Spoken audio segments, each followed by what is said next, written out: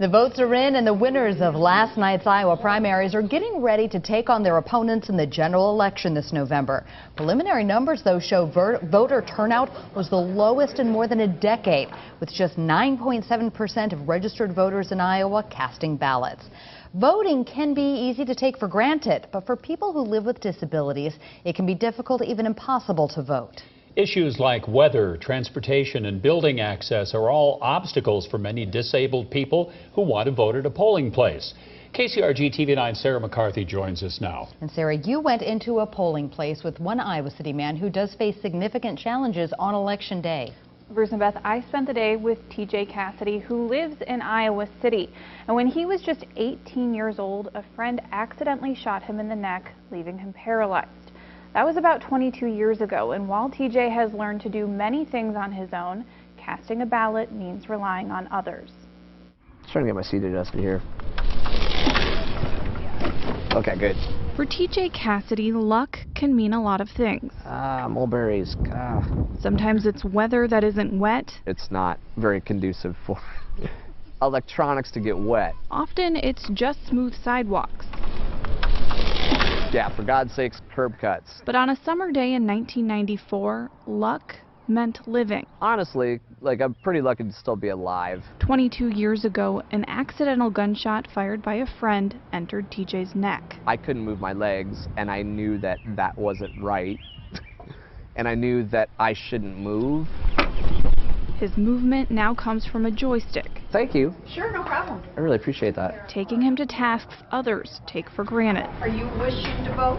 Yes, ma'am, I am. Like casting a ballot. I was wondering on what kind of assistance I could get with filling out the ballot. For TJ, voting means bringing equipment that allows him to sign his name. Is it this?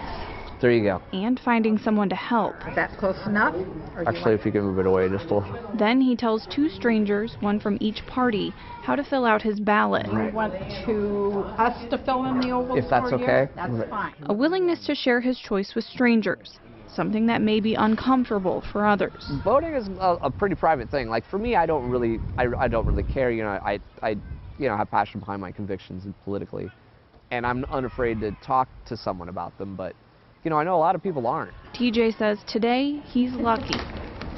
There we go. All right. Thanks for voting. Thank you so much. Because strangers took the time to make sure his vote counted. It just takes a lot of extra time that you have to plot out. All of those obstacles add up and perhaps keep people from doing. I really appreciate it. Yep, you're welcome. Have a good night. You too. Because TJ lives near his polling place, transportation was not an issue for him yesterday, but for many, getting there is the main issue. In Iowa, you are able to request a curbside ballot, but you have to be able to physically get to your polling place to fill that out.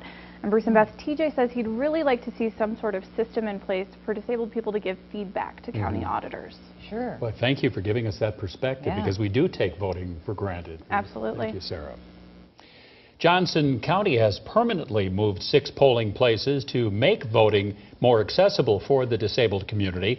The changes are a requirement under the Help America Vote Act. The new locations meet the requirements for parking, drop-off areas, and ramps that come under the Americans with Disabilities Act.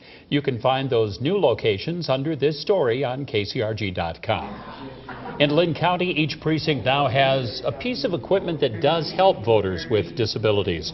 The Express Vote machine features a touch screen and headphones. The auditor's office spent more than $825,000 for these machines and for other ballot counting machines that calculate voting results instantly.